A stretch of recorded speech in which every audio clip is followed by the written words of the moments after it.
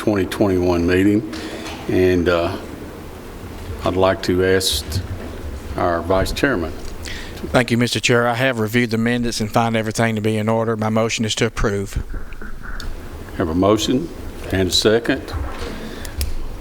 All those in favor signify by saying aye. Aye. Any opposed? Motion carries. And I believe we need to call roll, don't we, Mark?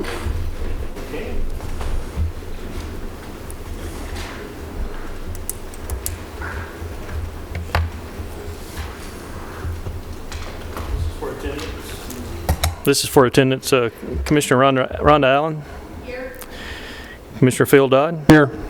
Commissioner Gooch. Here. Commissioner Johnson. Here. Commissioner Piercy. Here. Commissioner Stevens. Here. Commissioner P. Here. Okay. Next up is our investment report, and we're not blessed with Mr. Beatty's presence this evening. He's otherwise detained, so Lisa's going to take care of that for us. Okay.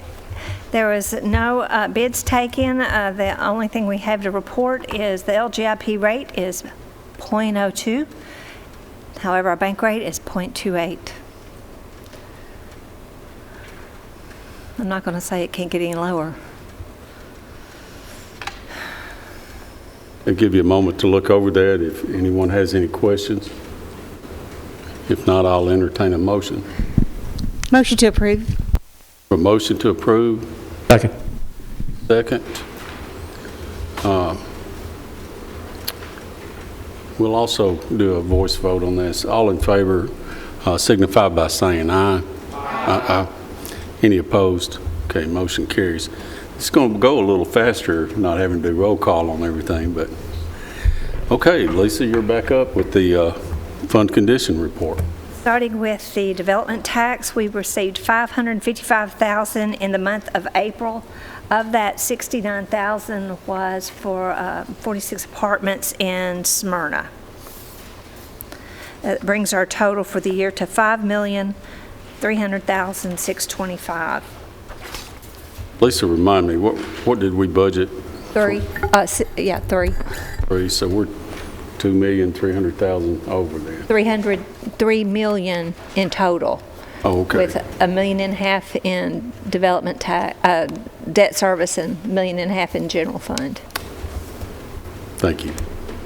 Our cash balance at the end of April totaled $421,442,000, with $358,834,000 being operating funds, $62,558,000 being borrowed funds.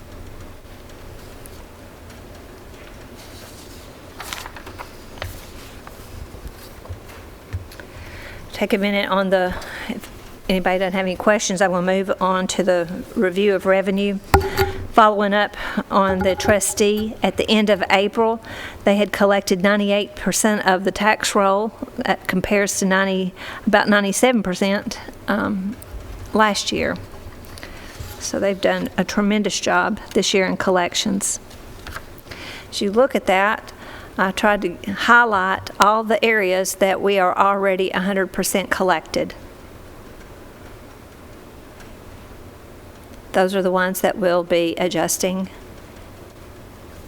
in June. The red highlight is the one that I guess that you notice the most, but that's one that you can understand. With the courts being closed, our fees and fines in the general fund are down. How much would we normally expect there, Lisa? We've got the year before. The fees and fines, generally at this point, as you go across to look at it, we should be 80% collected. You know, just looking at is anywhere from 70 to 80% collected, and we are 55% of our budget. So that's one that will adjust the other way. So we're about 300,000 off. Yes, we're 300,000 off, but in actual. Well, that won't be made up because the court systems have been closed, I assume. Right, that's one that we won't, but that's what I'm saying, that we've got revenues, for example, our total licenses are already, we've already collected what we had budgeted. So that and those other ones that we've over collected than what we budgeted will help cover those areas that we're going to be short. Thank you. I will say hotel motel tax at the end of April is down 19%. And this is what I'm telling you that when you compare to the actual of the prior year, it's down 19%, but we've already collected what we budgeted because we were very conservative on that number when we were estimating. Countywide sales tax, this is what blows my mind.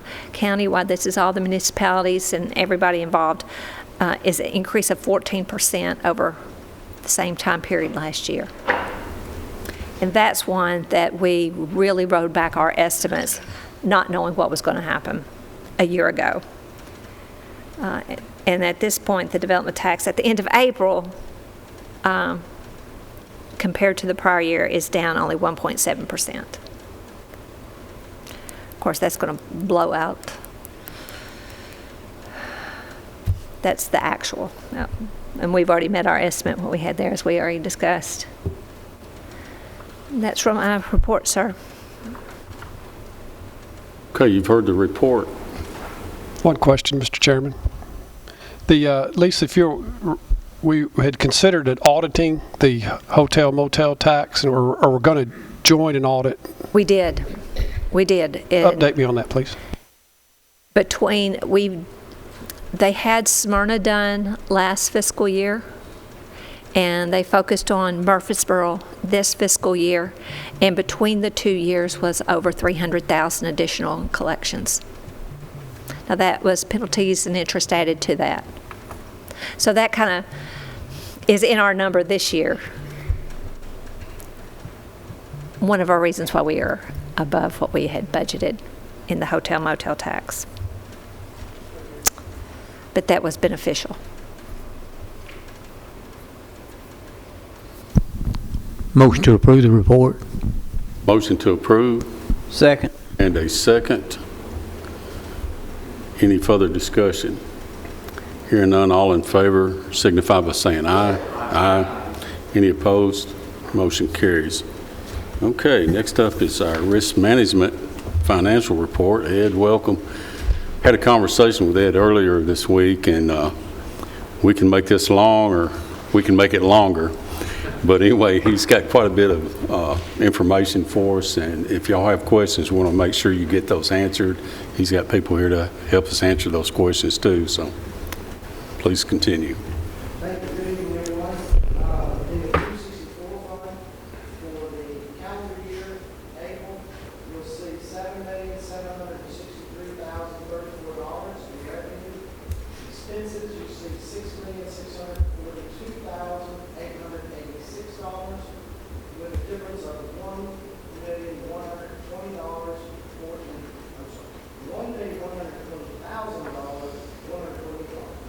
Anyway, so total enrollment for April was 6,319. For the calendar year, you'll see a total of $32,316,879. In revenue expenditures, the total is $27,218,532. And the difference is $5,098,347. For the fiscal year, you have for the month of April, same numbers. The total for the fiscal year is $67,648,465. In expenditures, you see $71,865. And a difference of negative $3,352,400. And that's the 264 fund.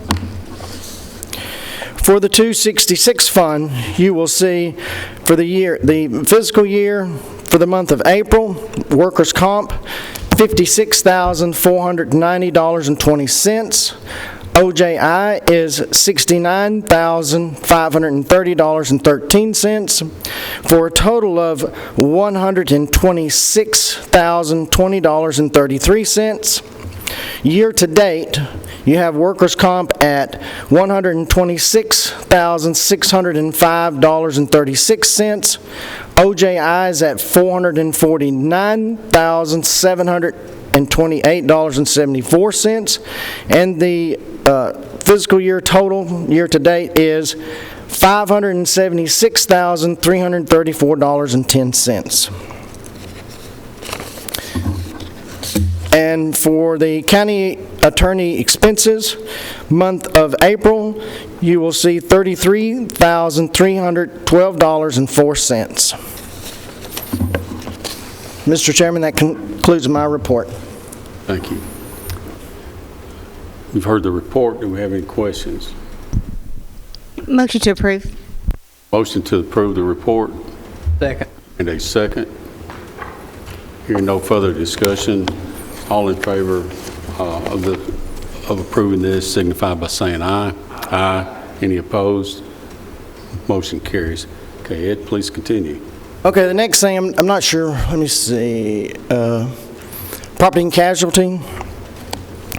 We've had some developments this afternoon as of 2 o'clock, and if the committee doesn't mind, I'd like to bring David Patterson up with Assured Partners, and he will explain the renewal for the property and the casualty.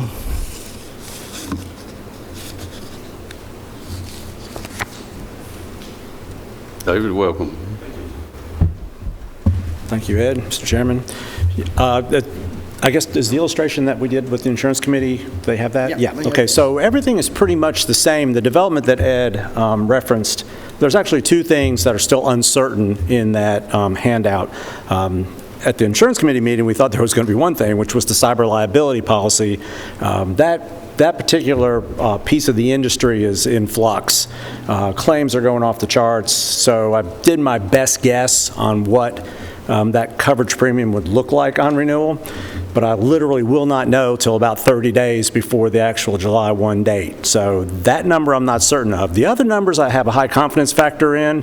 What Ed was alluding to was I got a notice from our property carrier last Thursday, like at 5 o'clock in the morning. I knew that was not going to be a good phone call. That Lexington, who is our primary carrier on the property, has decided they don't want to write business in Tennessee, Colorado, New York, Indiana, and Ohio. So we have had to go to market on the property.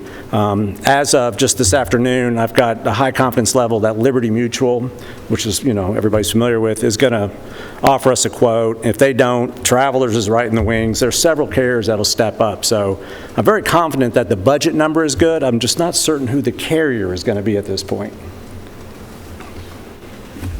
Okay. So on the first page where you see APIB and the renewal and the amount, we think that number is fairly good for budgeting purposes. For budgeting purpose, that number. For budgeting purposes, but we'll be looking at a different carrier. It will quite likely be a different carrier. Okay, so then you want to do the casualty part on Brett. Yeah, so that coverage and carrier is the same as last year. Everything's exactly the same, and that number's good. That number's fully underwritten, a locked-in number. The next couple of slides, you'll see there's the cyber liability. That's what I was just speaking to a minute ago. I really don't have a solid idea on what that number is going to look like. It could literally be twice that. I should know more in a couple of weeks, and I should have a solid number by June 1. Dental professional, have we decided whether we're going to have a dentist?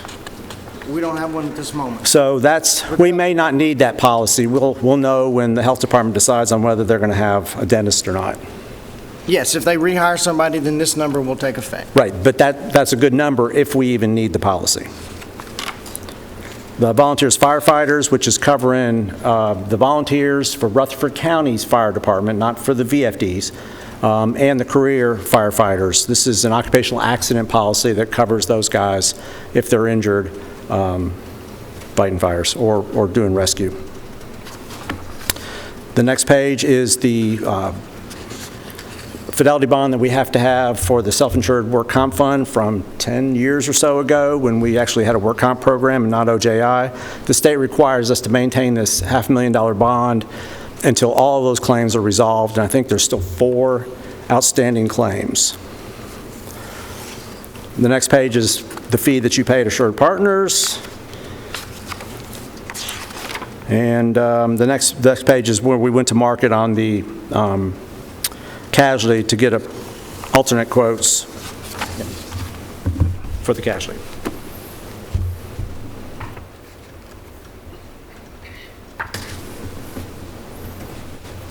Well, first thing I'm going to do is call on Chairman Allen, who sits on the Insurance Committee, and I'd like a little feedback from what your committee had to say on these. We approved the presentation as presented. We knew that there were going to be a couple of premiums that were going to be in flux. The cyber one, I remember, and I didn't know about about Lexington. But, I'm perfectly comfortable with these numbers being placeholders in the budget. And then we'll have time between now and July to determine who the carrier is going to be. And we've always had good luck with them, had good experience with them, so I feel confident in these numbers. Yeah, we'll definitely have this nailed down probably in the next 2 weeks before the next Insurance Committee meeting, but June 1 anyway. So you said 2 weeks, so we'll know before the end of the month. Then, Yeah, so. we should have solid numbers in 2 weeks. Okay. You need a recommendation. Mayor, excuse me.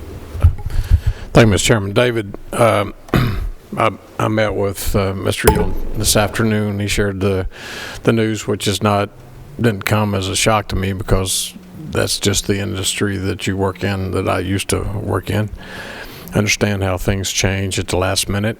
My concern would be the coverage on properties. We need to be aware of that because under the current coverage, we were covered up to a certain amount, and they would only pick it up at the renewal. So it's almost it was free coverage. If we added something on, say 6 months into the policy, I don't think that we have any new buildings coming online. Well, you have This year. Plainview. Plainview. When will, Plainview Elementary, I believe, is coming on okay. in July, August, so it would be added. That needs to be added. Yeah, with APIP, Yeah. it would just go on and it would be added next year. So you need to go ahead and figure that total amount in going in July, or at least for our budgeting purposes, we need to know how much to cover that for and not wait till the end of the policy period runs out. We've got to call into them now on all buildings Okay.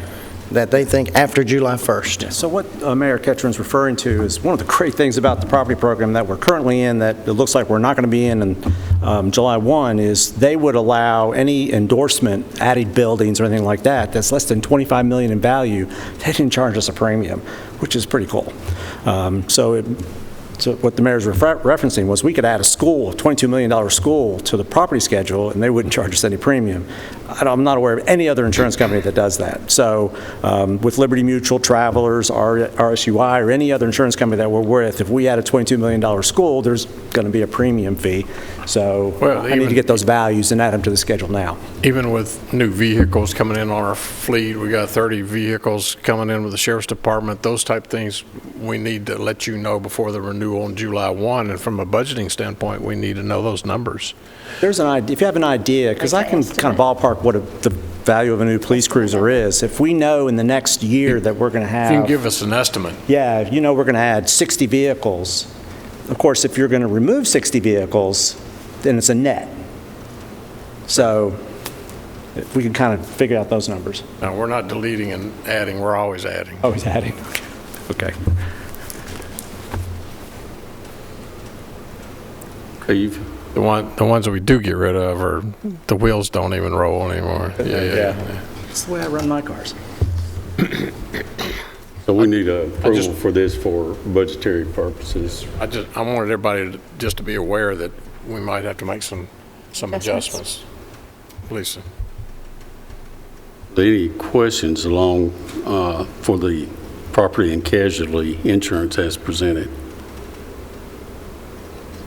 If not, I'll entertain the motions. I have a question about formality. Our resolution actually specifies the carrier in it is what we've approved in the past. We're not approving budget. We're approving a carrier to sign a contract for the mayor to execute a contract with. Is this something we need to bring back next month? We won't know that. We'll have to wait. Yeah. It may be into June or into, our June last meeting? meeting. June 1. We could approve Brent, though. Yeah, we can Yes, approve yes, we can prove everything but the everything. property. I can see everything except property and the cyber liability. And just revisit that next month. So do we need to put this on hold Do here? you just want to or- wait and do all of it at once, or? It's up to you. I see no reason not to do it all at once. I mean. We can do it. we'll We can vote, wait and then do it we'll all have at to once. turn around and vote again once we know who I'll have was a awarded. solid number, Okay. too. So Okay. we'll be able to get those values on the building and on the school and the cars. So we'll take this under advisement then. And what about our next one, our medical, dental, and vision? Did you say That's a different group of people. separate? All right. Yeah. David ran away. I don't blame him. David ran away. Yeah. All right, so the next you have on your agenda, you should have the medical, dental, vision renewals. I did, since it's a little bit difficult on your iPads, I did print out the rate sheet. That's the 11 by 17 that you have. I apologize, that's about as large as I could get the numbers and get it all on there. Anyway, if you don't mind, Mr. Chairman, if I could have Jay Brown and Melissa Griffey from the office come forward and just kind of give a brief explanation of what we've done and how we came to these numbers. Welcome. Thank you. I'm going to do just an overview, if that's okay. I think we have 3 or 4 attachments on the iPad, but I'll do a little where we've been since November, December, and then maybe reference a couple of the slides. Definitely look at the one in front of you. Can you hear me? Excuse me, Jay, before you get started, Mr. Elam, if you would give a report to the members of the committee that a favorable motion came from the insurance committee on this. Yeah. Might help. Like, Okay, so a couple more questions. Yeah, there was a favorable motion from the insurance committee. The recommendations that Mercer put out that we, in our office, agreed to also is to eliminate an HRA medical plan that is present now, eliminated in end of 2021, to implement a high deductible HSA plan January 1, 2022. And default the HRA members to the HSA high deductible plan, and then to approve the minus 1% rate increase compared to the HRA plan. Employer contribution, $500 for singles and $1,000 for family. The employer contribution distribution applied according to their deduction schedule. And then the employee family coinsurance will be 20%, and that's all in the high deductible HSA. And then there was a 7% rate increase to the deductible plan, a 10% rate increase for the copay plan, to implement the Local Plus network in all plans, to increase deductibles and out-of-pocket exhibited in the proposed plan design that you have as one of your exhibits. No increase to the Freedom Plan, stipend plan that you have for retirees. Rate pass for post-65 retiree medical plans. A rate pass for the dental plan, which is no increase. And then a rate pass for the vision plan, which is also no increase. So, and I'll just give you a quick overview. I think in your budget, when we were back maybe January, we were looking at our numbers, seeing how we were trending, seeing how the expenditure, the claims were coming in. We anticipated maybe a number to land on was 10% increase at the time. And we wanted to make sure, based on the numbers that we had at that time, we presented that number to the budget to make sure Lisa had it plugged in. Over the last 2 months, we've been able to look at the numbers again, and Mercer has recommended a 7.5% overall increase if you went with everything the way it was, the way it is presently. And so, again, we looked at 7.5% rate increase. For every percent is about $800,000. So at 10%, you know what that's going to be. So that's why we kept trying to work our number down. And so what we've looked at now with these changes, we're looking at a 3.6% increase. That's the overall increase with these changes that are made here in the insurance plan. So that's kind of the overview of how we've gotten to where we are. A lot of discussions, a lot of phone calls, in trying to find something that we can work with. I will mention on the Local Plus network, one of the recommendations in here, Jay can go into it a little bit further, but the Local Plus is when you take the plan that you have and then you do the Local Plus network inside that plan, it narrows the doctors down a little bit more, but yet you get greater discounts, and it's you get also lower premiums with it. So that's going to be recommended in all of them, and Cigna did a disruption analysis, and it looks like that in the Local Plus plan, there's probably about really close to 90% of all doctors that's in the regular plan are in the Local Plus plan. So the good thing about the Local Plus plan is it's a choice. We're not forcing anybody into the Local Plus. You can stay. And I will say that one of them not in the Local Plus is HCA. So you can stay with the plan that you have. You just don't choose the more narrow network. If you want cheaper premiums, then you have to go with a more narrow network, and that's what the Local Plus does. But that was one of the recommendations that was in there that I think it is by choice. It's going to take some education on our part, but it is by choice. So, Ed, I might want to mention that all those things that you just read are on the first page of your iPad if you want to visit those again and look over those while he's discussing this too. And Mr. Elam covered a big part of what I was going to say there. So maybe more of, if you have some questions, maybe I'll start with questions. But from a financial perspective, just to recap, we started off at a budget of 10%, which represented about a $7.8 million needed increase. With all the plan design changes, everything that went through the Insurance and Risk Committee, we're now down to 3.6%, which is about a $2.8 million needed increase, which reduces the budget around $5 million. So from where we started to where we ended up at the moment, we're about $5 million less. And that's with some minor plan design changes, as we suggested. You have an exhibit on that, moving to the health savings account versus the HRA, implementing the Local Plus network as an option, and then the contribution exhibit that you have a hard copy.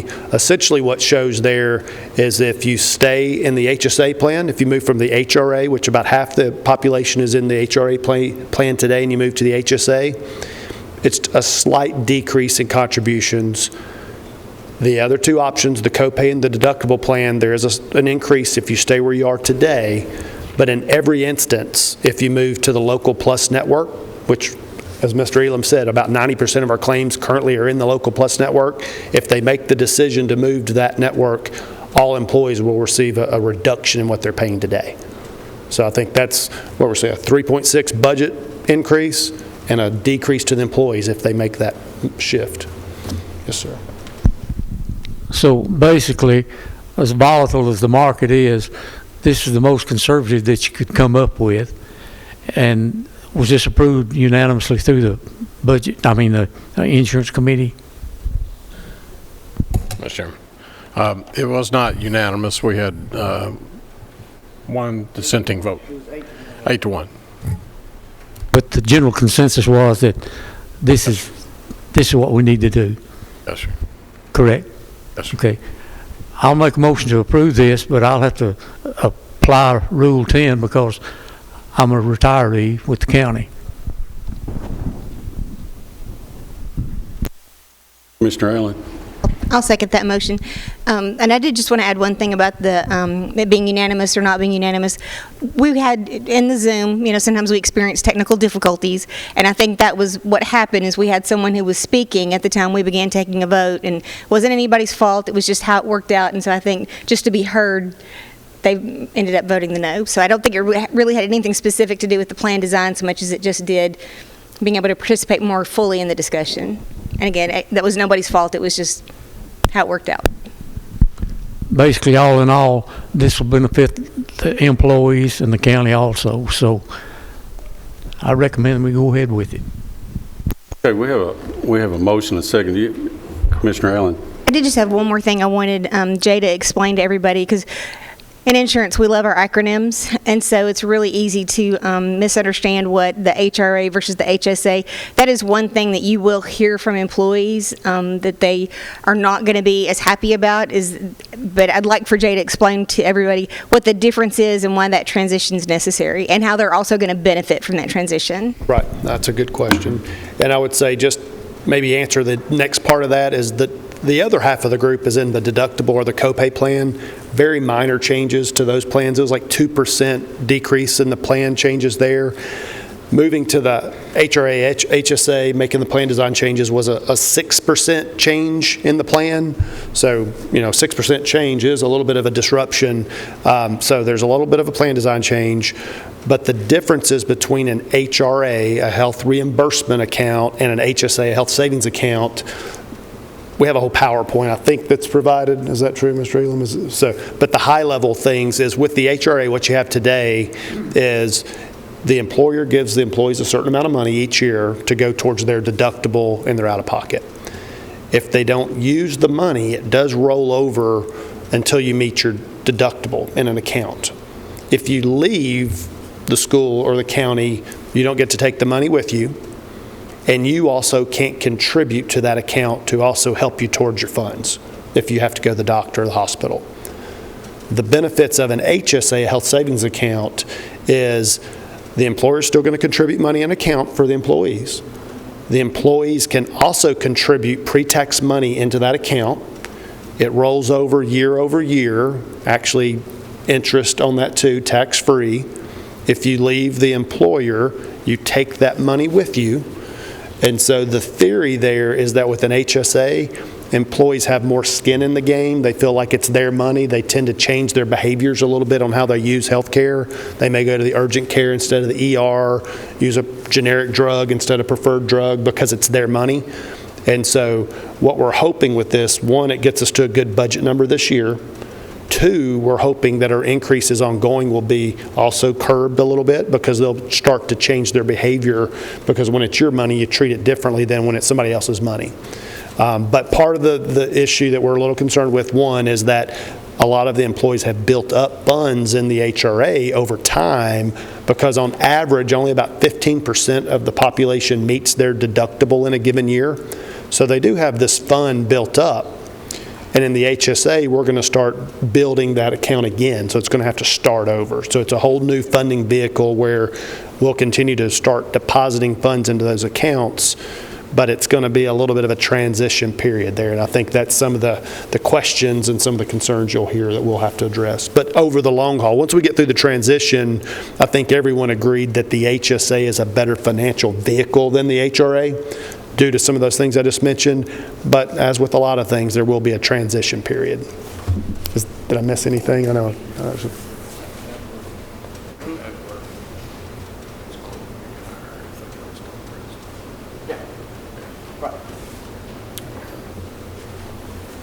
Right, and again, with the with the Local Plus. Right, again, if you go to Stonecrest, you can stay in the plan that you have now. If you go to the Local Plus, they're not in the network. Vanderbilt's in it, St. Thomas is in it. Just recently, we've been told that MMC is fixing to join it. So, and it brings that number up to about 90%. But again, you have that choice.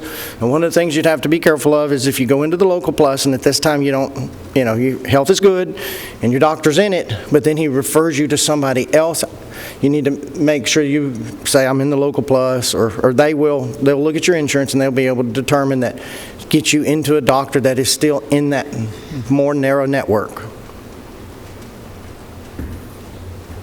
Okay. Any other questions for these gentlemen and ladies?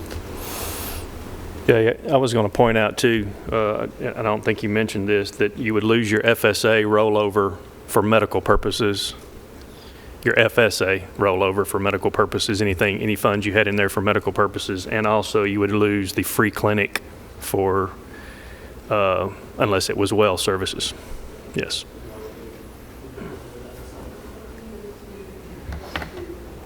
Speak into the microphone, so.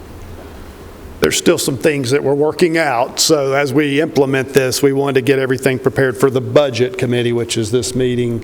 But as I was asking Ms. Griffey there's some things with the flexible spending account too that we are still trying to work out. But one of those is if you're enrolled in a HSA for medical, you can't have an FSA because essentially they do the same thing. They're money that you put in a pre-tax account to cover the same things. And so the IRS says you can't continue to have a tax shelter for both. So we're working out a plan now where the Rutherford County plan allows for a rollover. So if you have a lot of acronyms, but a flexible spending account is what you have today. You put money in there to pay for medical, dental, vision, things like that. If you have that account today and you're in the HSA going forward, we're looking at having an option where you would be able to use those funds for dental and vision and things like that. But that's another thing we're having to work through. And then, as we had mentioned there's another piece of if you're in the HSA, you can only have 0 copays, no cost, for preventive services. So if you go in for your annual exams and things like that, there's no cost. But if you go in for a sick visit under the HSA plan, you have to have a cost associated with that. And so what we also discovered, and we talked about in the last committee meeting, was the on-site clinics. Most of those services are preventive in nature. Even if you're going in to check your cholesterol or blood pressure, things like that, that's considered preventive.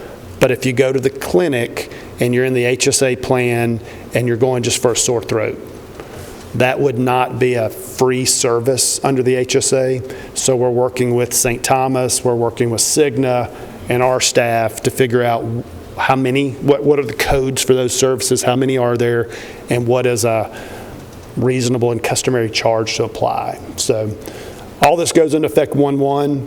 I'll admit, Mr. Elam and his team and our team have a lot of work to do to implement these plans and communicate them and all those things. So we will be focusing over the summer and into the fall to work out all these details. So I appreciate you bringing a couple of those up. But just know that once we get these approvals, there's a lot of work that's going to go in to make sure that everybody understands them and we get through all these kind of loose details. Yeah. Mr. Chairman. Thank you, Mr. Chairman. Jay and Mr. Ed, I think we talked about in the insurance committee meeting, this is going to be a huge educational swing, more than our employees have ever seen. So there's going to be a lot that you and Cigna and especially Ed's department are going to have to help educate people. This is a different transition. And there are going to be a lot of questions going to be coming in to his office. People are going to get confused as we make this change, but it's we don't have any choice. I think we have to move in this direction at this time. But just be aware of that, because you'll be getting, as commissioners, you'll be getting phone calls from employees as this change occurs. So we have to be patient, but it's. As you said earlier a minute ago, that this new plan, our employees will have more skin in the game. It will make them more conscious about how they take care of themselves, which is a good thing, you know. But it's a big transition. So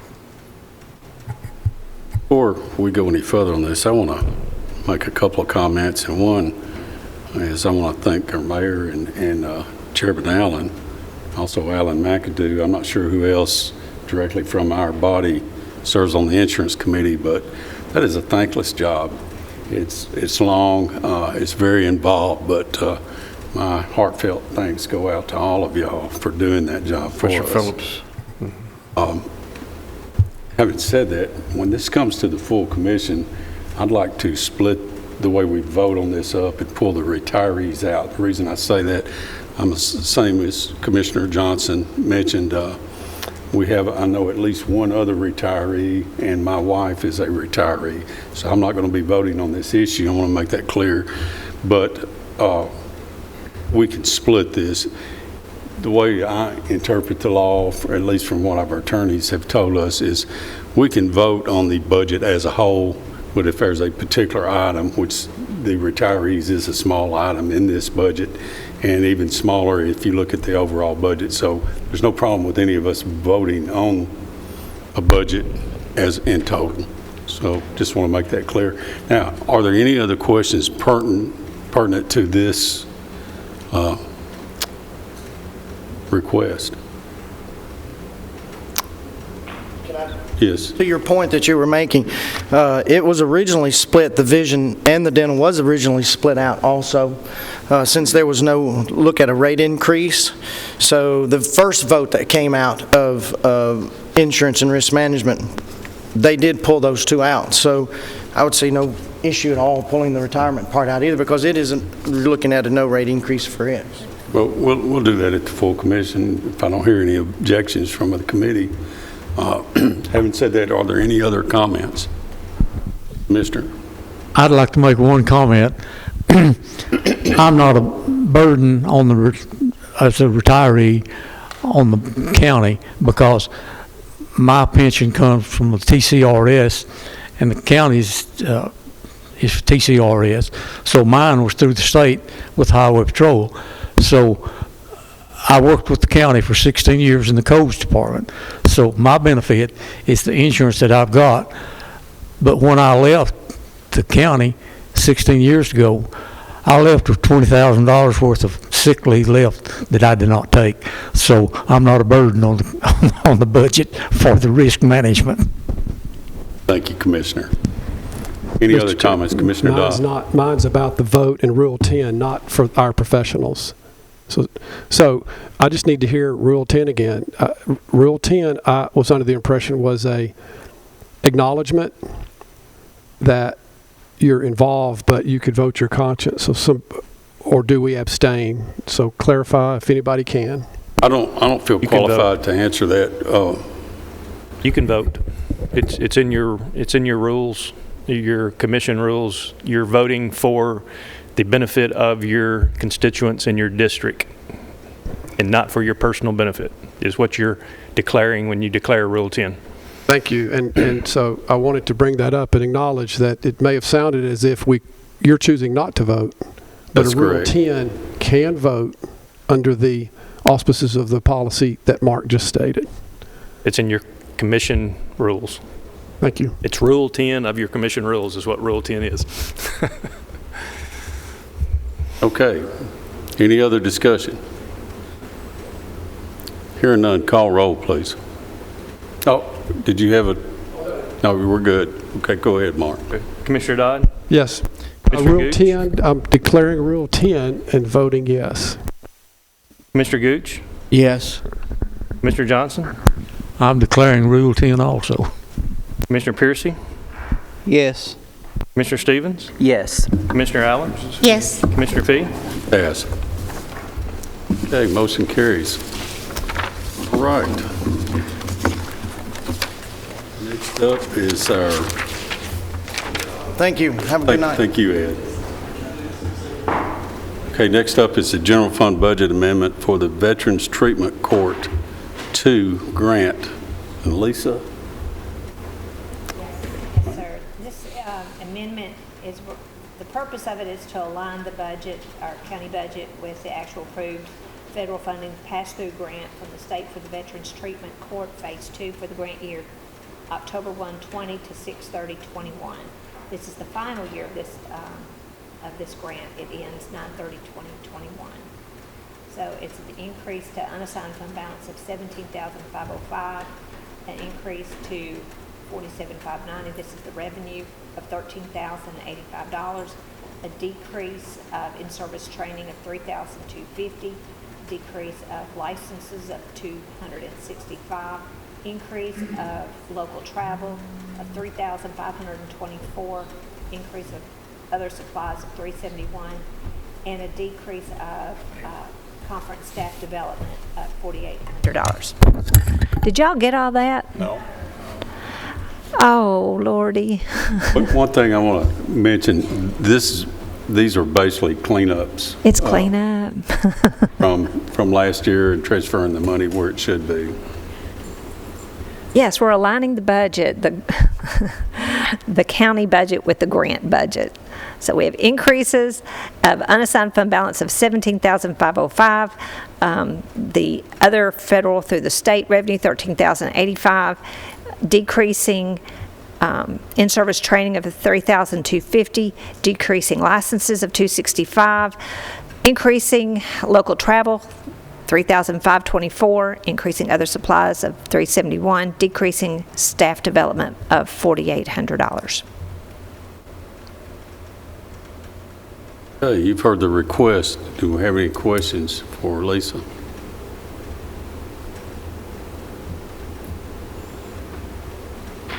If not, I'll entertain a motion. And I believe this came out of public safety, and it was unanimous to make this transfer. Motion to approve. Second. I have a motion and a second. Any other discussion? Hearing none, call roll, please. Commissioner Dodd? Yes. Commissioner Gooch? Yes. Commissioner Johnson? Yes. Commissioner Piercy? Yes. Commissioner Stevens? Yes. Commissioner Allen? Yes. Commissioner P? Yes. Okay, motion carries. Okay, next up is a consideration of the Molly Lane property easement for road widening. And call on Mr. Mike Hughes, our county engineer. Thank you, Chairman P. Commissioners. On your iPad, you'll see some documents relating to the Molly Lane easements that TDOT is needing to adjust the road grades for the Salem Highway widening project. And Molloy Lane is a little bit of that is touching the sheriff's property, sheriff department property on Molloy, and they are not needing to acquire any right-of-way. They are just needing to acquire a temporary construction easement and a slope easement where they'll have to adjust the grades on the sheriff's property. So there's a little map on there that's in your documents that shows yellow and blue. That's the affected areas that they're working on. So the slope easement is only 308 square feet, and the temporary construction easement is 1,067 square feet. And sum total, they're going to give us $2,100 for the easements. So we've already run this through the Property Management Committee, and also earlier in January we gave them a right of entry earlier on so they could start the work if needed be. So they're just paying for the easements. I have some familiarity with this process, and it came through property management, and we did the same thing at Thompson Lane and Siegel Drive vicinity. And so if the sheriff doesn't object, I'll make a motion to approve. Okay, I have a motion. Do I hear a second? Second. Second. Commissioner Gooch. Any questions for Mr. Hughes? Hearing none, call roll, please. Commissioner Dodd? Yes. Commissioner Gooch? Yes. Commissioner Johnson? Yes. Commissioner Piercy? Yes. Commissioner Stevens? Yes. Commissioner Allen? Yes. Commissioner P? Yes, motion carries. Mike, Yes, sir. does that complete that? It does. Before you leave, he's going to be picking up number 19, and while you're here, if I don't hear an objection, let's go ahead and do that. It's a transfer for planning. Okay. Yes, sir. Thank you, Chairman. What that is in relation to is the additional wording that is required for the virtual meetings for our Planning Commission and our Board of Zoning Appeals. So we're having to advertise longer advertisements, and it's eaten into our budget. And we've already done this once, but we're just wanting to increase line item for legal notices 332, and we're going to subtract $900 from a maintenance and repair of office equipment, $900 to cover that additional increase. So that's just for additional advertising costs. Just moving money from one line to another. This is basically a housekeeping measure. Yes, sir. Just transfer. Motion to approve. I have a motion. Second. And a second. Any discussion? I'm going to throw one quick thing in there, and we brought this up in our committee meeting, is these notifications go out to anybody where there's a proposed zoning change to people within 500 feet of that property. And one of the complaints I get, and I guarantee everybody sitting in here, commissioners, has gotten the complaints is, I didn't get a letter, I didn't get notice. And a lot of that has to do with the distance. And so we've asked Doug to look at, hey, what if we go out 1,000 feet? And of course, it would make a difference on cost if you're in the middle of a subdivision versus out in a rural area. So anyway, he's supposed to report back to our committee on that, but I just kind of wanted to give you all a heads up in case we see something in the future. And he is looking at other municipalities and county governments in the area and seeing what their range of notification is. Okay, any other discussion? Hearing none, call roll, please. Commissioner Dodd? Yes. Commissioner Gooch? Yes. Commissioner Johnson? Yes. Commissioner Piercy? Yes. Commissioner Stevens? Yes. Commissioner Allen? Yes. Commissioner P? Yes. Okay, motion carries. Thank you, Commissioner. Thank you, Mike. All right, next up is the ambulance service fund budget transfer and amendments. Melanie, welcome.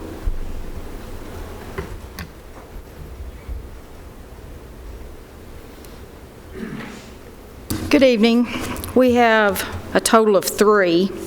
The first one is we're requesting to transfer funds from the engineering services line 321 into our communications line 307. Excuse me. We've added fiber optic data lines in our dispatch office that are just under $5,000 a month that we had not budgeted for. The second one, we're requesting to transfer funds from our computer equipment line 709 into our gasoline line 425 due to the increased cost of fuel. And the last, we received a donation from our medical director, Dr. Russ Galloway, for $1,200 for our EMS week. And we are requesting to appropriate those funds into our donations line item, which is line 499 DNTNS. And this is all within our budget. We did see this at Public Safety, and it was passed unanimously. Motion to approve. A motion Second. and a second. Any questions for Melanie or discussion? Hearing none, call roll, please. Commissioner Dodd? Yes. Commissioner Gooch? Yes. Commissioner Johnson? Yes. Commissioner Piercy? Yes. Commissioner Stevens? Yes. Commissioner Allen? Yes. Commissioner P? Yes. Okay, motion carries. Thank you. Thank you, Melanie. Next is a general fund budget amendment and transfer for Pauls. Michael?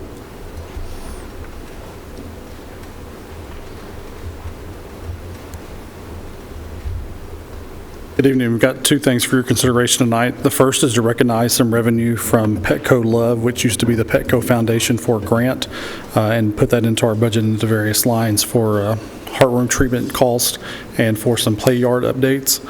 The second amendment is to move some money around within our budget to get some lines back in shape for finish out the rest of the budget year.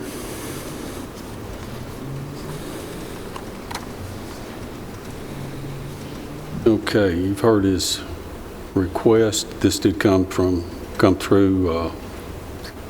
Public Safety with a positive recommendation.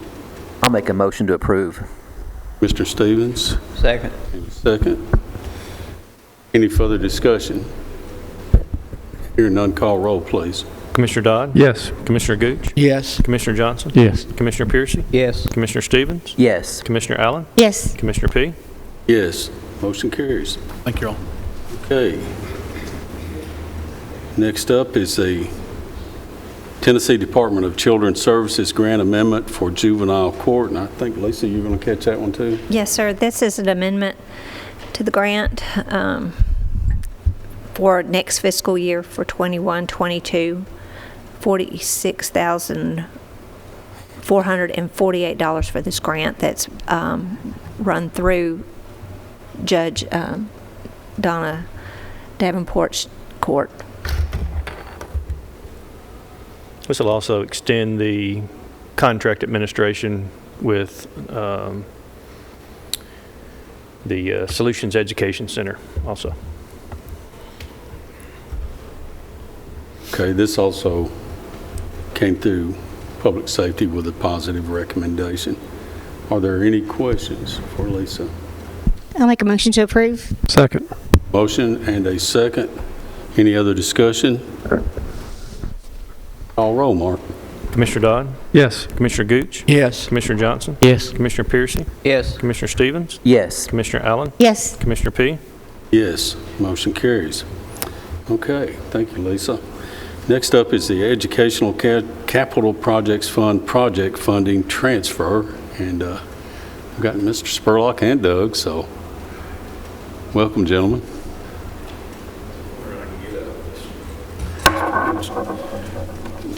Good evening, everyone. Our first one is a transfer. We're looking at our cash flow in our 142 federal projects, and this involves ESSER 2 and ESSER 3. Commissioner, I'm sorry. We have the transfer for the Education Capital Projects Fund first. Okay, we'll go to that then, okay. All right, this is the emergency transfer.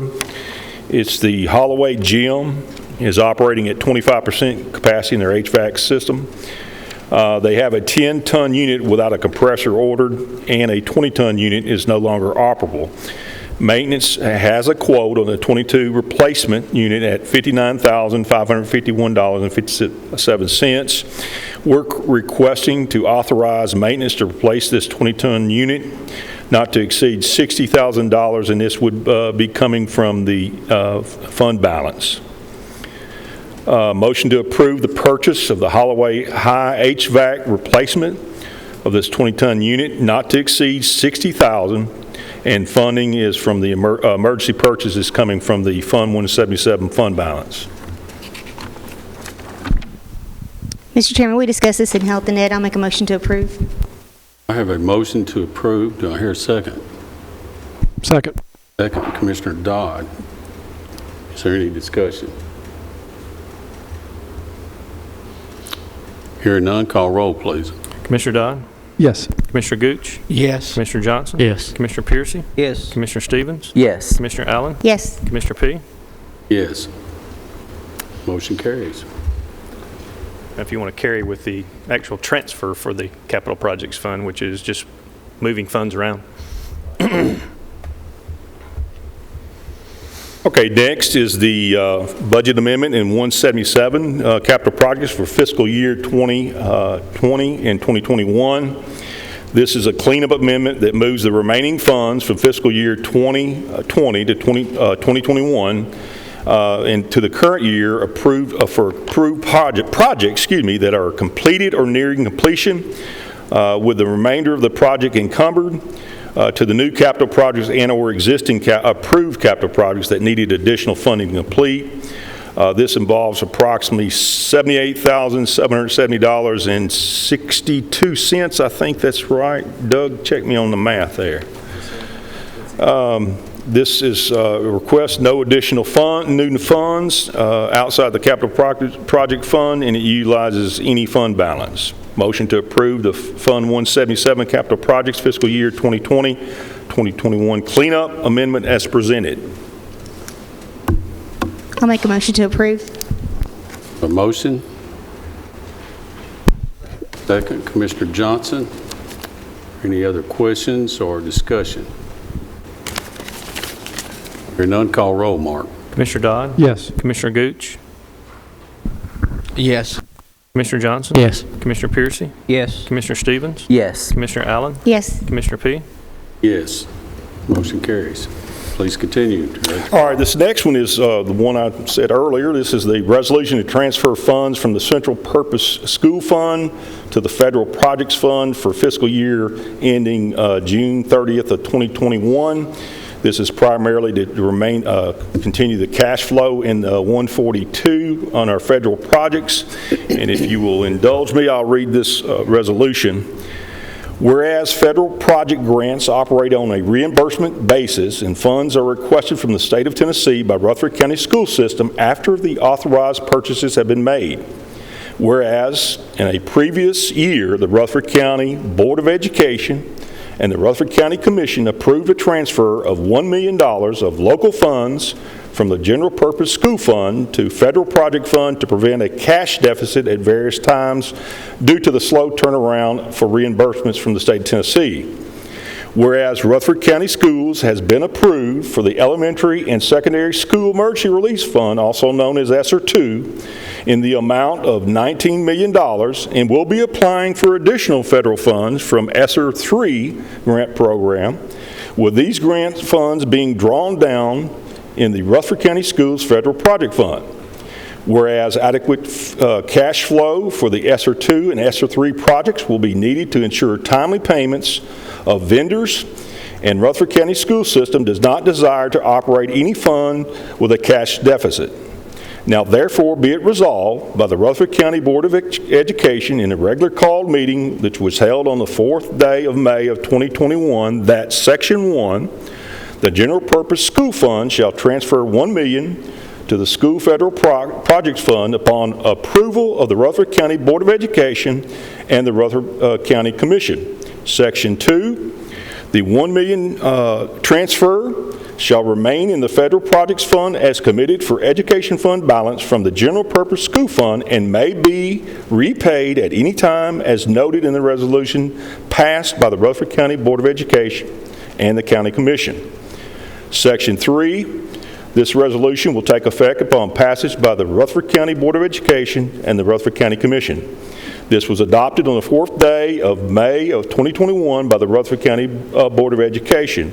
You know, when the ESSER II and the ESSER III Federal Project Fund, we're talking about our HVAC, we're talking about our plumbing, we're talking about our roofing. It's large projects. We want to get started on those. We know the prices of material going up. And this also gives us an opportunity to get ahead of some of these projects that you've seen over the years that were perhaps maybe on a fiscal year 2022, 2023. We're able to knock out some of these because through the guidance of our State Department, these are things that fall under that COVID relief stimulus package. Mr. Chairman, we did not discuss this in Health and Ed, but I did speak with Doug this week, and I also forwarded this to all the members of Health and Ed, so if they had any questions, they knew that it was going to be coming here tonight. As they stated, this is simply a cash flow issue. We're not asking to spend any new money. This is coming out of their fund balance. At any time, it can go back into their fund balance. It's purely for, like you said, basically you're fronting the money to be reimbursed. And so because we're playing with such big numbers now in terms of all of the grants that are coming through, the $1 million that was in there just is insufficient. So I'll make a motion that we approve the request. I have a motion. Do I hear a second? Second. Second. I also mentioned the school's finance director, Doug, called me and alerted me also the fact that Chairman Allen was fine with it coming forward after talking to her folks. So we're trying to keep everything above board here. When he told me how much money he wanted to move, I kind of swallowed hard, and I said, well, what's going on? Because $1 million is a lot of money. It's a lot of money. At any rate, I agree with Commissioner Allen. This is something we need to do to keep our cash flow going. And just a quick question, any idea when we might start getting reimbursements on those? Yeah, it's about a 6-day turnaround. Oh, Yeah. That's not bad then. Yeah, So- we've got some good people working in his office, and they get it done. Okay. Mayor? Okay. All right. Any other discussion or any questions for the director? Hearing none, call roll, Mark. Commissioner Dodd? Yes. Commissioner Gooch? Yes. Commissioner Johnson? Yes. Commissioner Piercy? Yes. Commissioner Stevens? Yes. Commissioner Allen? Yes. Commissioner P? Yes. Okay, motion carries. Thank you, gentlemen. Thank you. All right. Next up is a discussion of the Goldstein Building Study and Funding. I believe we're going to call on our mayor to enlighten us here. Sure. Thank you, Mr. Chairman. Members of the committee, we had, you can see under the, what we refer to as the Gov 20 grant, as the local government support grant, we had allocated based on some estimates from Mr. Mankin that to replace the HVAC at the Goldstein's building was going to run about $375.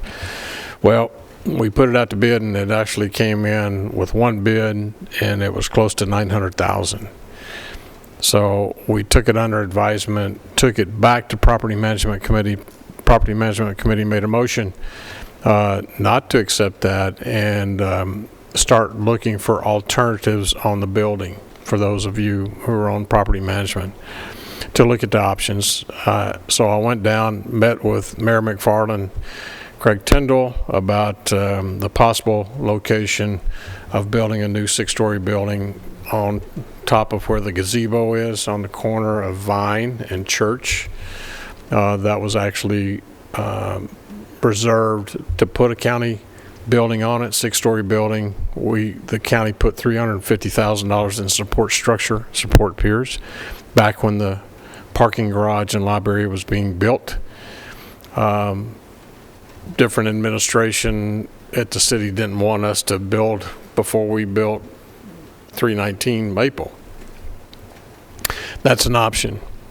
The mayor, McFarland, suggested we possibly, if we don't want to build it there, then they would be interested in talking to the county about swapping our half of Linebaugh Library because they need to expand into that. And Linebaugh Library is wanting to move out and into communities like Blackman, et cetera, and build smaller libraries. They would like to move in there, and then they said they would be interested in swapping the property where the police annex is, the old Courier printing building is, and building a building there. Or we look at another option of tearing it down, tearing the Goldstein's building down, and are selling the building. That's another option.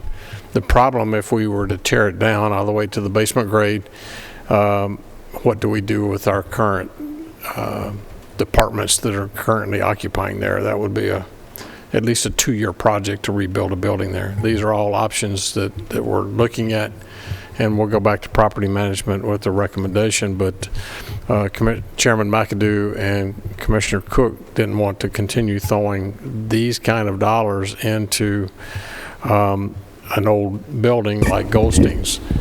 There was a little concern because up on the second floor over by the wall, part of the floor had dropped a couple of inches and made a section in the middle of the floor buck up with the subflooring as well. So they requested that I contact a structural engineer to come in and look at that. So that's where we currently are, is trying to get a structural engineer. I've located 2 and put them in touch with Mr. Mankin, and they're going to come over and take an in-depth look at the structure of the building. I've already gotten a letter from Mr. Ransom Jones saying that the Election Commission wants to stay somewhere close to the square because it's probably the #1 voting box in the downtown area. But these are all options that we're having to look at. The reason for the cost going from the $350 to the $900 is the building is really chopped up. It's an old building, and we would have to reduct everything. Right now, we have many HVAC units, and it gets hot in one area and cold in another area. Temperature swing from one side, from the north side to the south side, sometimes as much as 20 degrees difference. We'll have to bring in portable fans and heaters, and it's just it's a maintenance issue that we're looking at. So we just want to inform you, Mr. Chairman, what property management is looking at. And this also says on here, and funding, so you don't have a cost on the structural engineer? I don't know what they charge by the hour. When I asked them, they said they charge by the hour. I don't know how long that would take for them to crawl up into the. We don't have to bid professional services like that, do we? I've got a certain amount in my budget, up to $15,000. Isn't that what you were wanting to use and commit part of the money for the Goldsteins in the GOV20 money? If we could, if instead of that line item, and if we could use some of this $375 to pay for whatever that structural engineer would charge us, out of that Gov 20 money. And hopefully we'll have an estimate when you narrow down the Correct. which one, and then we'll have an estimate of how much. Correct. When should we be able to see an estimate? Any idea? Not by this next commission meeting, I'm assuming. I'm hoping within the next couple of weeks. Ben's mom had to go put her in the hospital today, and I don't know if that's interfered with his meeting with this structural engineer. The one that I referred to him, Ben says that he thinks that we've done business with them before. The other one's down here off of Vine Street. I don't know anything about him. We only have 3 total listed in Rutherford County that does structural engineer. Then we'll have to go to Davidson County. I think 15,000 would be enough out of that to cover for now. Did you say 50 or 15? I said 15. Yeah. Commissioner Dodd, you're in the construction business. I don't know what a structural engineer would cost. And it may not be anything in your wheelhouse. I'm afraid I couldn't put a good number on that. Well, my question to this committee is, do we want to allocate a certain amount of money that we can let the mayor go up to out of this line item here? I This would be more comfortable. Excuse me, go ahead. I would be more comfortable with a 25. I think in that professional realm and the complexities, but I do believe we need to put a not to exceed or some cap on the 25. Enterprise. And can we have that money come from this CARES? Then I would also, in addition to that amount, I would suggest it come from this fund. So I'll make a motion to that effect. So I have a motion for 25,000 and for it to come out of this local government support grants fund with that 375,000. And I assume we can come back if that's not enough and report to this committee. I have a motion. Do I hear a second? Second. And a second, Commissioner Gooch. Any other discussion? I have a question. Mister? How many bids did you receive on the HVA system? This one.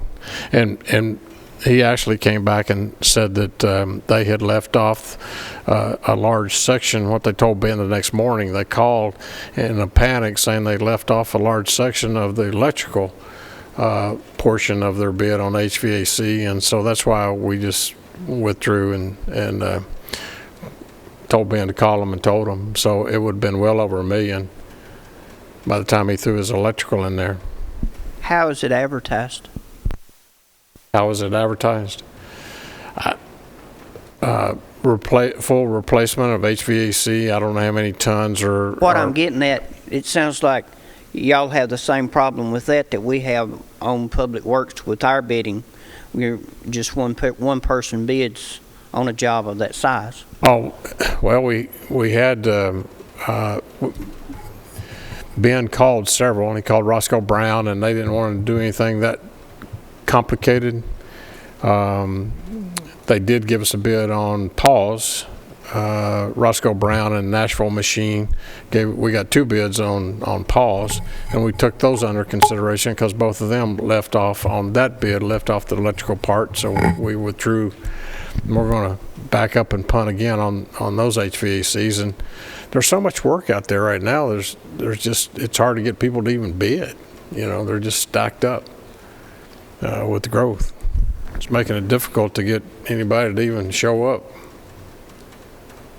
Mr. Chair, after this vote, I'd like to come back to that topic and make a suggestion. Okay, let's go ahead and take this vote then. Is there any other discussion pertaining to the motion Commissioner Dodd made? Hearing none, call roll. Commissioner Dodd? Yes. Commissioner Gooch? Yes. Commissioner Johnson? Yes. Commissioner Piercy? Yes. Commissioner Stevens? Yes. Commissioner Allen? Yes. Commissioner P? Yes. Okay, motion carries. Commissioner, you're Thank you, recognized. Chairman. I'm glad Steve brought that up, and Rhonda may can help in this. One of the committees needs to entertain, I don't want to use a study or a subcommittee or ad hoc, nothing like that, but we need to put our heads together and come up with a resource where these projects can be bid. There's a better way than calling people that we know. There's used to be the clearinghouse, used to be the Dodge Room, and that's back in the old days where contractors had memberships in plan database clearinghouses, and they see everything that comes through. And so you broaden your net tremendously. And those who are looking for the jobs are going to find you instead of us looking for them. So whether that resource is through our structural and civil engineering professional associations can direct us towards a better way to bid this. And I don't know what committee needs to do that. But I'd like My for a suggestion committee to do that. would be Our purchasing committee would be my suggestion. Now, I don't know how the rest of you feel, but I think that'd be a perfect committee to handle that. Jay Bradley, after the discussion the other night, he sent Mr. Sandlin 3 different locations that he goes to look for bids. We just need to be casting a broader net to let people that were interested in letting you bid on our business. Yeah, I think there are professional associations in all of these categories. I'm And sure there's statewide a mechanical, not just general contracting or HVAC. I'm sure there's somebody for. We should be able to piggyback on statewide contracts as well. So can we say we've asked purchasing to Yes, task sir. that? I'll bring that up at the next purchasing meeting next week. okay. We'll move on to our next agenda item, which is number 16, General Fund Budget Amendment for the Sheriff. Welcome, Preble.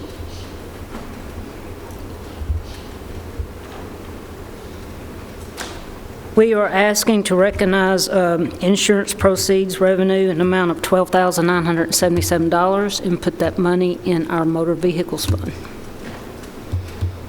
And we did see this in public safety, and it passed unanimously. Motion to approve. Second. I have a motion and a second.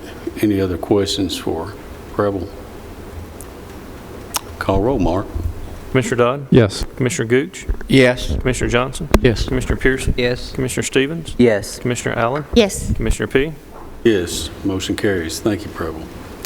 All right, next is a general fund budget amendment and transfer for fire rescue. Chief Farley, welcome.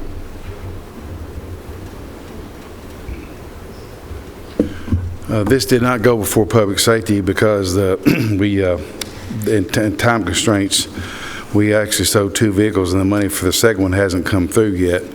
And I knew I wouldn't have time to go through public safety and go back through budget before the PO request period closed.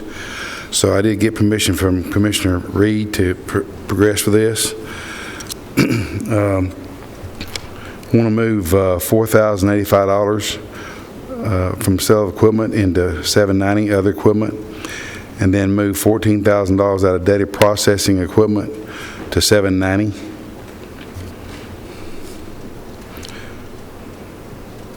Motion to approve. Second. Okay, I have a motion and a second for the request. Are there any questions for Chief Farley? Question.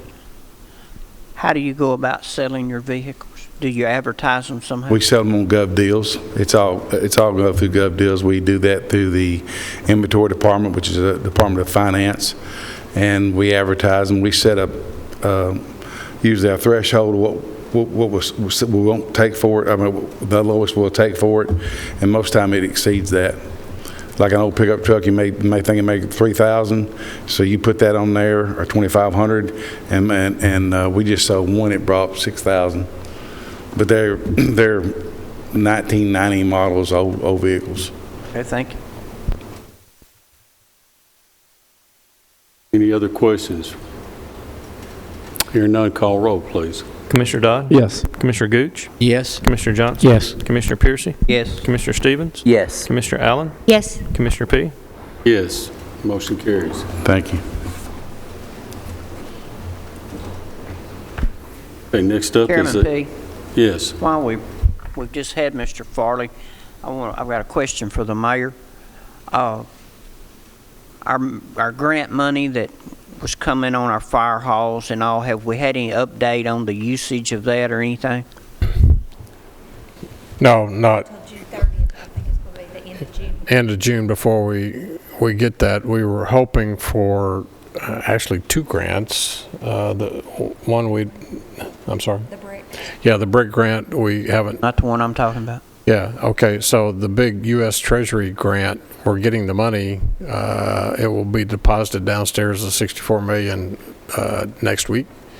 We'll have that money, but we have no clear direction on how to, the Treasury's going to send us some money. Now they're going to start deciding how we can use it. So I was reading a newsletter today from Tennessee County Services. They're working on it. NACO, which is the National County Services Association, they're working on it with their lobbyists in Washington, trying to get more clear definition outside of those 3 items that they first initially said we could spend it on as broadband, sewer system, and water system. So we don't know yet. Thank you. Yes, sir. All right. Okay, next is item 18, general fund budget transfer for building codes. Is Tanya here? Okay, Lisa. Thank you. Additional hours for her part-time.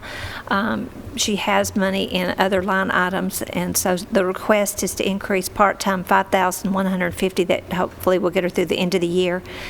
Taking $3,150 from deputy line item and then $2,000 from clerical. So transfers within. Okay. Motion to approve. Have a motion Motion to approve. and a second. Okay. Any other discussions for Lisa on this request? Hearing none, call roll, please. Commissioner Dodd? Yes. Commissioner Gooch? Yes. Commissioner Johnson? Yes. Commissioner Piercy? Yes. Commissioner Stevens? Yes. Commissioner Allen? Yes. Commissioner P? Yes, motion carries. Okay, next, since we've got 20 behind us, is 19 behind us is number 20, Caldwell Environmental Solutions LLC contract extension, and I guess I'll call on the mayor. Thank you, Mr. Chairman. Members of the committee, I had direction from Public Works to meet with Mrs. Caldwell. If you recall, we contracted with her to get us through the RFI, the RFP process. We paid her $50,000 at the time last fall when she left GNRC, and she was starting her business at that time, so we were her first client. Her contract actually ran out 2 weeks ago. However, I called her in and met with her yesterday, and of course Public Works asked me to extend her contract and asked for transfer to pay her more. But when I called her in yesterday, I reminded Ms. Caldwell that she told me that she was going to be with us through the whole process. We're not without additional funds. I didn't want to sign an ending date because I had no idea with our schedule how long it would take us to get through the RFP process. And our attorney at that time said that just go ahead and put an ending date on it. I signed it reluctantly, but I had her word that she would work with us through the entire process without additional fees. She agreed yesterday that that is correct, and she's going to stick with that. So she will take us through the next 3 RFPs. She will put together the list of what they're proposing. I believe it's a company out of Atlanta is the last one to Pratt. We have Republic Waste Management and Pratt are the next 3 that we'll be looking at over the course of the next 2 weeks. So Becky is, like I say, she's going to stay on with us, and she'll give us a full report.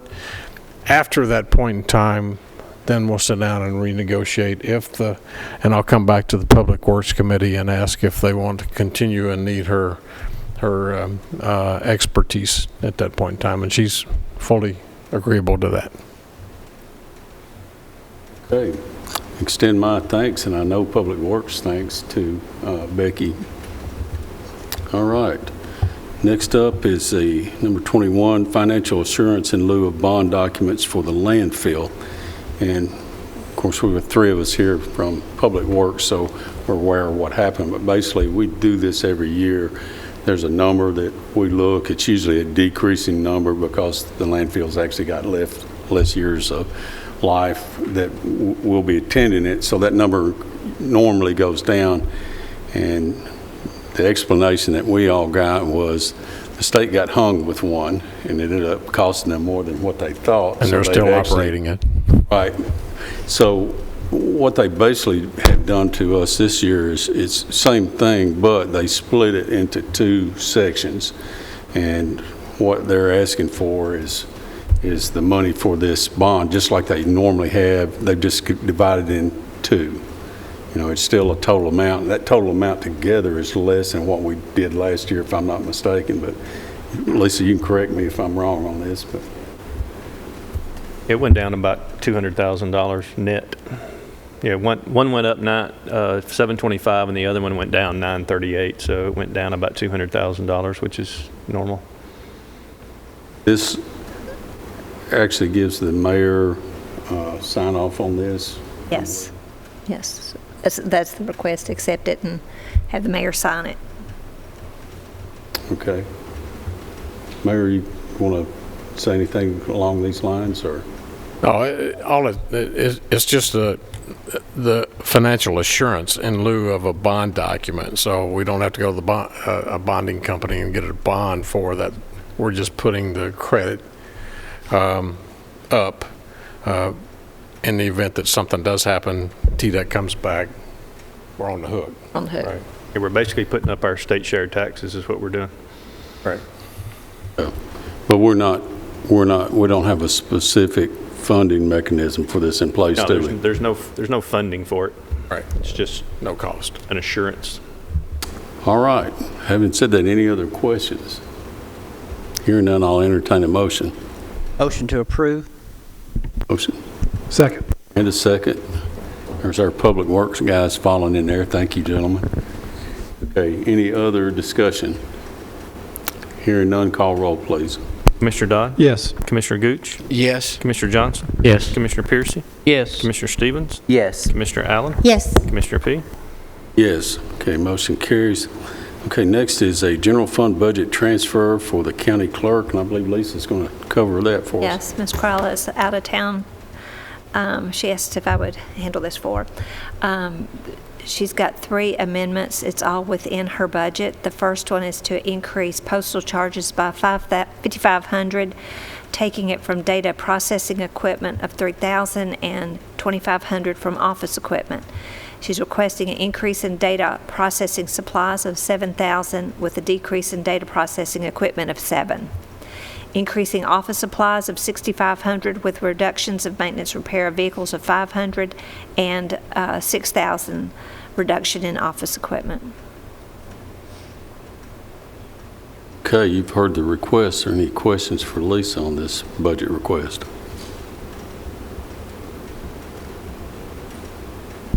I'll make a motion to approve. Thank you, Commissioner Allen. Second. Second, Commissioner Gooch. Any further discussion? Transfers within the budget. Mark, call roll, please. Commissioner Dodd? Yes. Commissioner Gooch? Yes. Commissioner Johnson? Yes. Commissioner Piercy? Yes. Commissioner Stevens? Yes. Commissioner Allen? Yes. Commissioner P? Yes. Motion carries. All right. That gets us to item 23, general fund budget transfer for emergency rental assistance. Who's going to do this one for us? Me. Is that Lisa? Yes. So when we did this emergency rental assistance program for our community, we really weren't for sure what we needed. We did put a position in, but as we moved on, we weren't for sure what kind of position we need. So we've been running the program with existing staff in my department, and Ashley McDonald has also been helping with pulling this together and getting it advertised and getting it out there. Our grant coordinator for the county is spending a tremendous amount of time on this program. It is generating overtime for her that we've been accounting for as comp time, and I thought this program will cover those administrative charges. So I've had her to record, and we're going to pay her overtime and charge every bit of it to this grant. So that this grant is creating the excess need of. So anyway, I'm just requesting $3,000 to move out of accountants to overtime. I've got another staff member that I'm going to give kudos to the staff in the finance department. We put a position out to try to assist our grant coordinator. We did hire somebody, and they moved on after about 5 months, and so we were still left without a position, but our grant coordinator is still there who wanted to retire. We've retained her via Zoom, but she is maintaining it. Thankfully, this is one position that's been able to handle a lot of this, working with all these grants. But other people in my department have stood up and said, we will help. And so any excess time we're doing, they're assisting these folks out there that need help. So anyway, $3,000 for this. I've got another little something after y'all consider this. Have you thought about, Lisa, excuse me, Mr. Chairman, have you thought about paying your staff a little bit more for helping? I mean, we get 10% of this grant amount. Yes, I would. I'm going to be exploring that with Sonia on that. I don't know how we do that, but I think if they have helped pick up the ball, the grant allows us, of the $9,994,000, we can use 10% of that for grant administration. Right, 4% we're using for our third party. So we've got 6, and really the ones that have worked with it, we're trying to keep as much money into the program and out of administration. It could be a one-time bonus. Yep. That is what I was going to explore later. Yeah, I think it'd be worth that.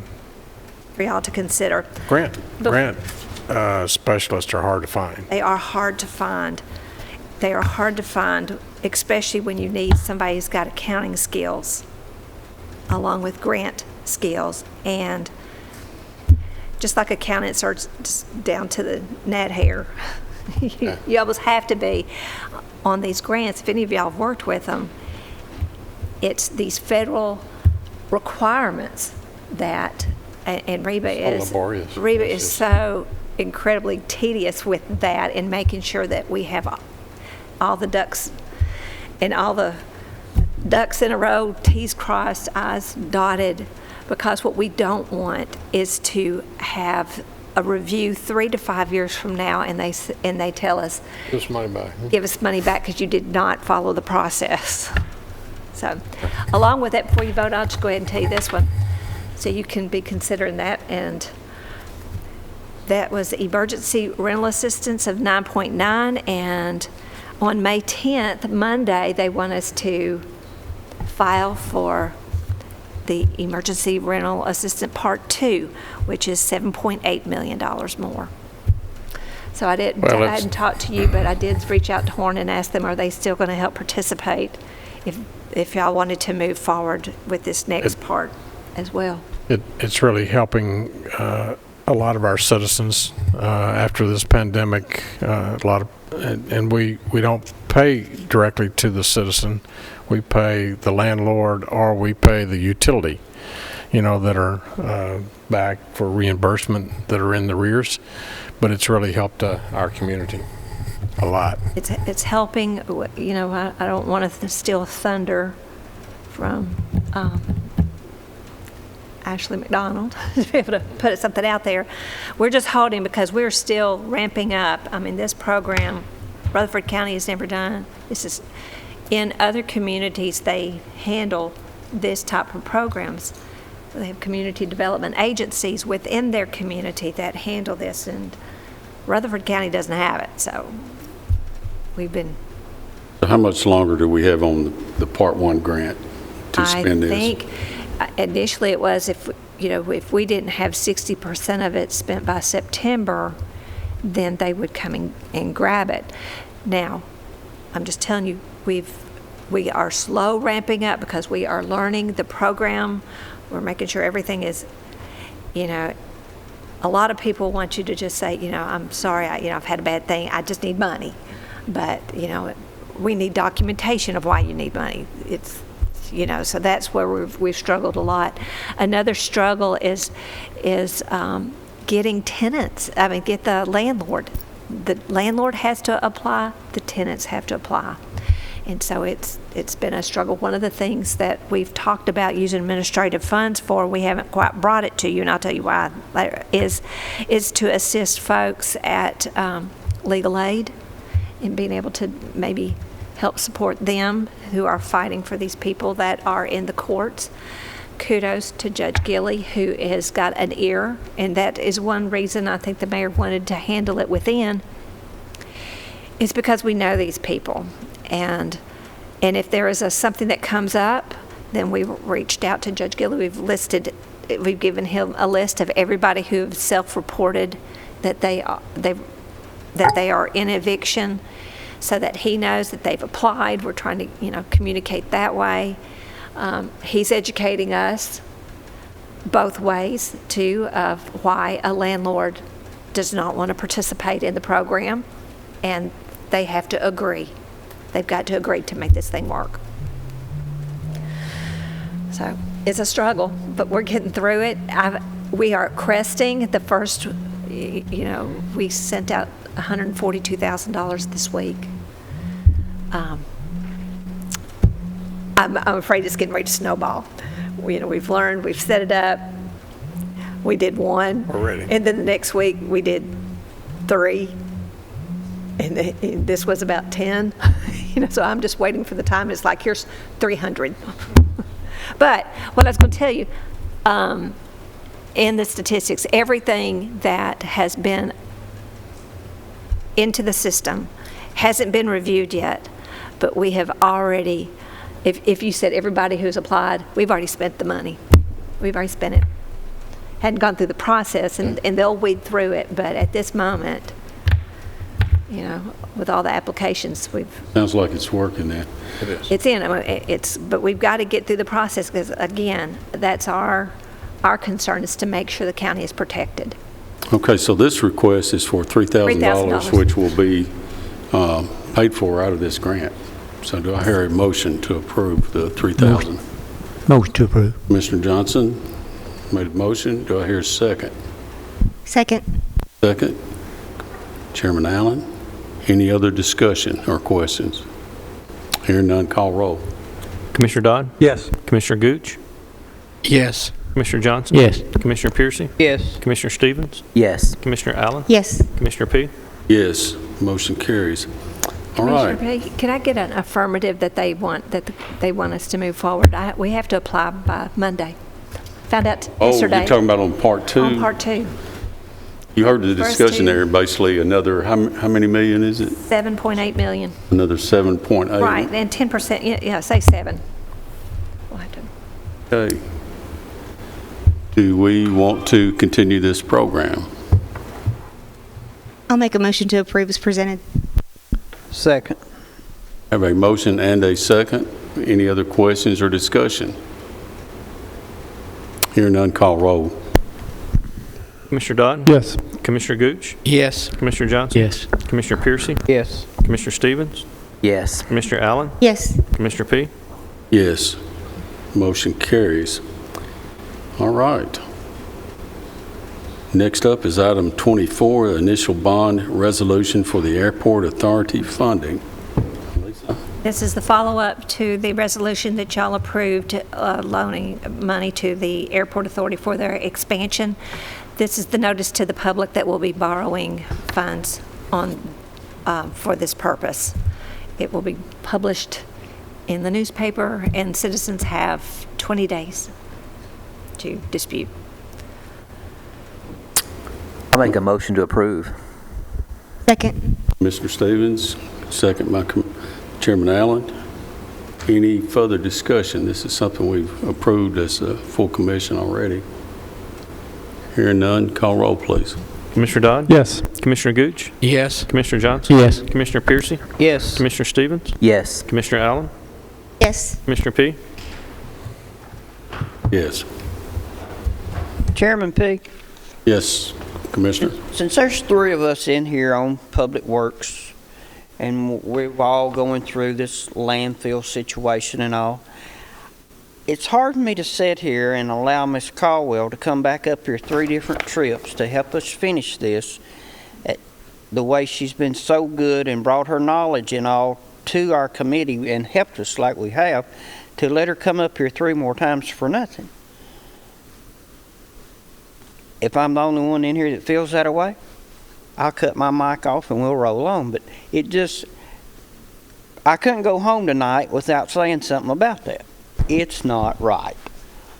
We need to give her something, if it's nothing but travel expenses or whatever, but she's been really good and very knowledgeable on what we're doing, and we couldn't have gotten, my opinion, any better help than she's brought us at the rate she brought it. What do y'all think? Mr. Dodd, I'll let you go first. I agree of her. She's a valuable resource. I'm also, I think I have some impression that she gave us a quote for a job, as opposed that had an estimate of time, and the job's not quite finished. So I'm comfortable either way, Steve. But what I anticipate is if we get through this third proposal with the last company from Pratt. I would think that I think that's the time to decide. We may need to get another contract and let her help us proceed through implementation or further discussion. So I think she signed up to get it to that point for $50,000. So, but didn't you say you put a time limit on it? When she left GNRC, when she worked for Michael Skipper, that's what she did. GNRC, Michael Skipper came back when she started working with us, and he said, whatever you get from Rutherford County, I want half of it. And I said, I'm on the executive committee for GNRC, and I told him he's not getting half of it because we're negotiating with her, and that's when she started her own business and hung out her own shingle.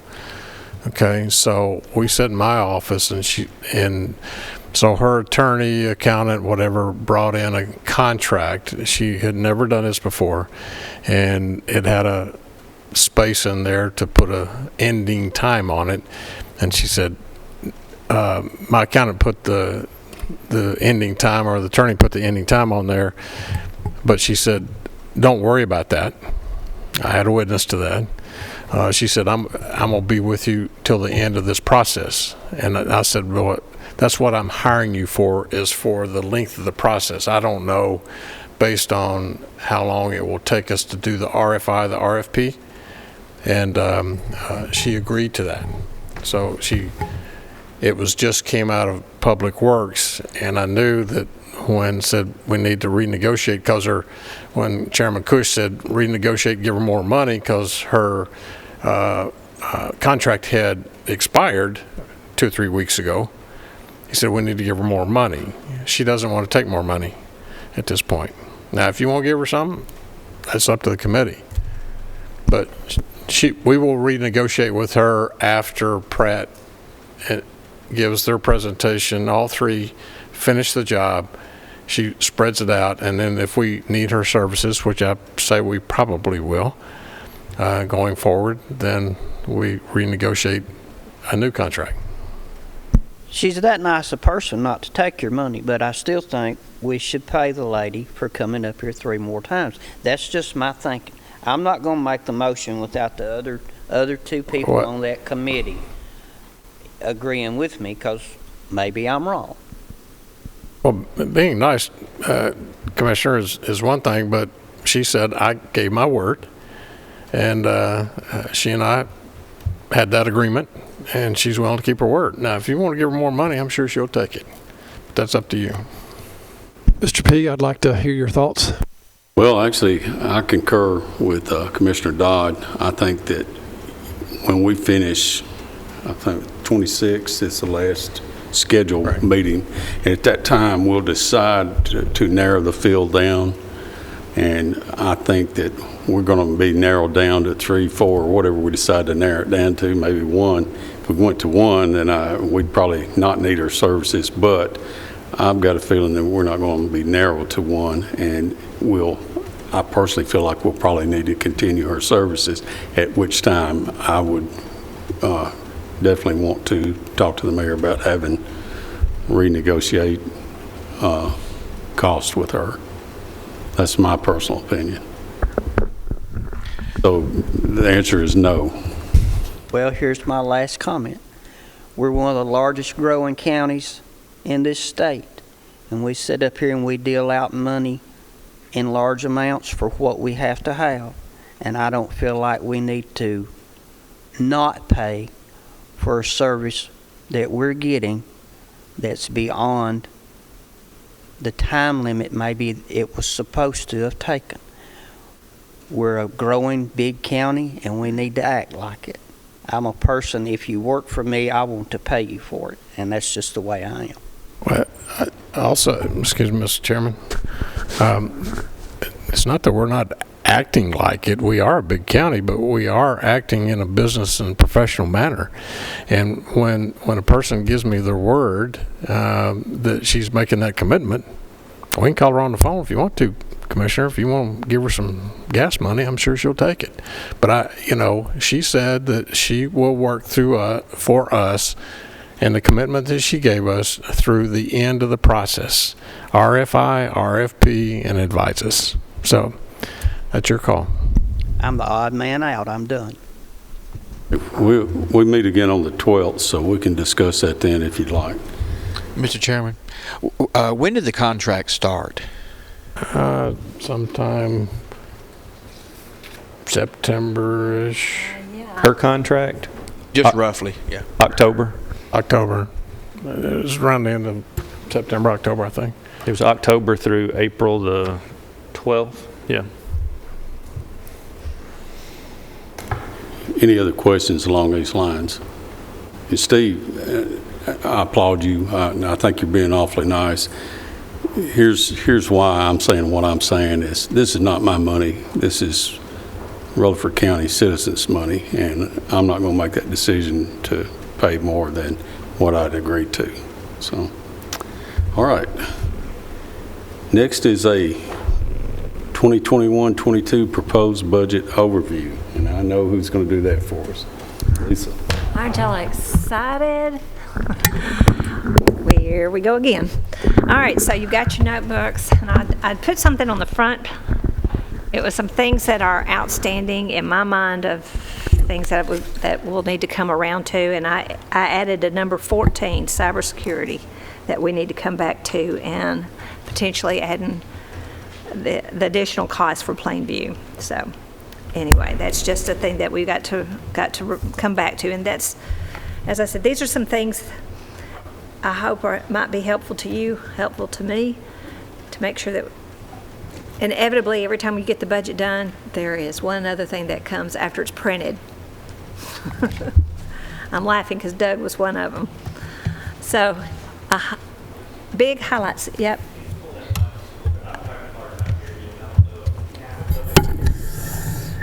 I'm sorry. How's that? Is that good? Okay, we're going to start.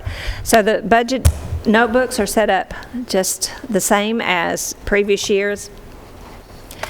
Just in summary, there were, in the general fund, there were requests for 67 full-time positions and 4 part-time at an estimate of $4,274,000. You'll see in this one, and one of the big parts of this is moving the dispatch out of ambulance and putting it under EMA. That's about $1,348,000. The mayor's recommendation is, oh wait a minute, where is that page? Is a total of 45 full-time positions and 3 part-time that total $2,938,000. If you'll go behind the purple tab, the purple sheet, that's the summary of all the funds of where we are. The tax, I've given you what the tax rate was for 18, 19, and 20. The revenues on the assessments that the property assessor gave me was spread amongst the funds in the same manner as the 2020 property tax rate. The budgeted assigned fund balance, that number, just so that you know where the numbers come from, begins with an audited fund balance, and it adds to that our estimated revenues to date, less our appropriations. That's what that is. You'll see in two columns over 2021 revenue estimate adjustments. We'll improve that number. As you remember, in our meeting when we come back in June, we'll have gone through all the revenues to estimate what we think it's going to be for the year. Typically, that's increases to that number, which increases our fund balance. Our appropriations is what it's what the mayor has recommended and the various departments, our boards. The highway department recommends their own, as do the Board of Education.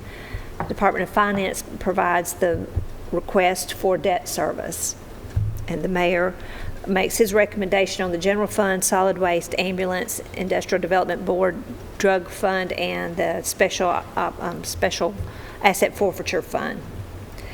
As presented today, as we give it to you today, we're showing a use of fund balance of $39,626,000. Drives our fund balance down from the budgeted fund balance of $164.7 million to $127.8 million, just rounded.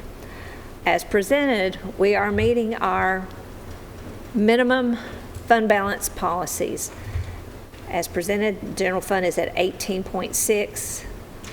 The schools are at 4.75%.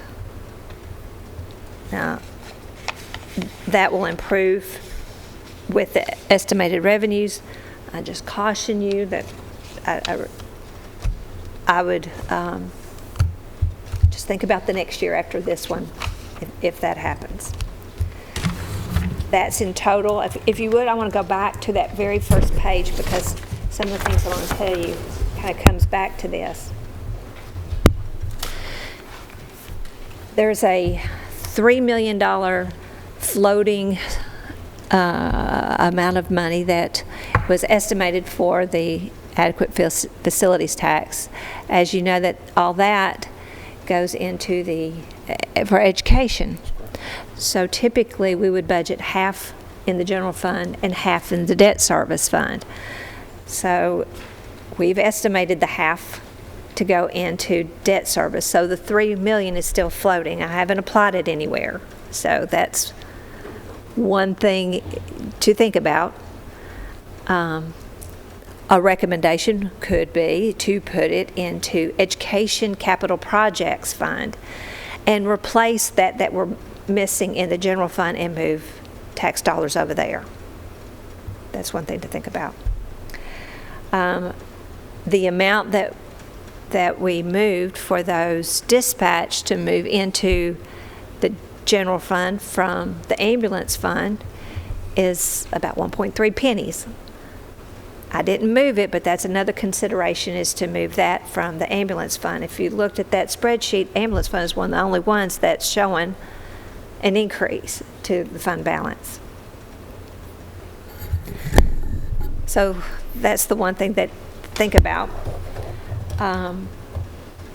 Just like that Governor Direct Support Grant, there will be another one for next year, though only half. So we've got $1.77 million coming that's not obligated to anything. I know that the mayor has reduced some of the capital out of different budgets, again, with the thought that funding could be used for that source. I took, just tell the committee, I went in with like ambulance, EMA, fire, and et cetera. I took non-recurring one-time expenditures out of those to where it didn't reflect in their budget, and kind of shifted over for this new grant, knowing that the money was coming once the governor and they signed, died last night, so we know we're getting at 1.7 million, so we can spend that one-time non-recurring dollars over here out of that grant and reduce those budgets that each one of those departments were requesting.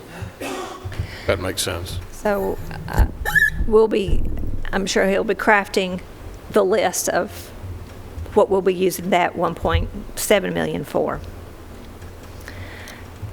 I'd like to go back to one thing, and it's the one you were speaking about, the American Rescue Act, or I call it the Biden dollars. I'm separating that from U.S. Treasury dollar grant. That we're going to get $32 million initially, one half this year, other half next year.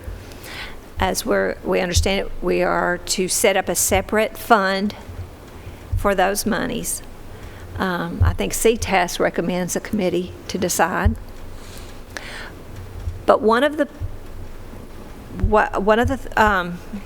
allowable uses of the money is for loss of revenue. One of the things that is being discussed is what is loss of revenue? Is it your bottom line? Did your revenues, and this year it was this amount, this year it's maybe slightly less, that's all you can use? Or do we look at particular revenues?